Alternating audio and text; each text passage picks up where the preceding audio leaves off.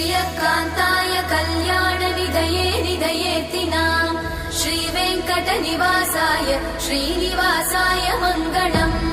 लक्ष्मी सविभ्रमालोकसुभ्रूविभ्रमचक्षुषे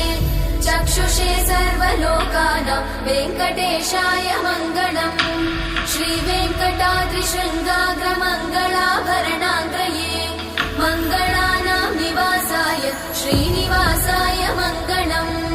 सर्वावयव सौन्दर्य सम्पदा सर्वचेतसां सदा सम्मोहनायास्तु वेङ्कटेशाय मङ्गलम् नित्याय निरवध्याय सत्यानन्दचिदात्मने सर्वान्तरात्मने श्रीमद् वेङ्कटेशाय मङ्गलम् स्वतः सर्वविदे सर्वशक्तये सर्वशेषिने सुलभाय सुशीलाय वेङ्कटेशाय मङ्गलम्।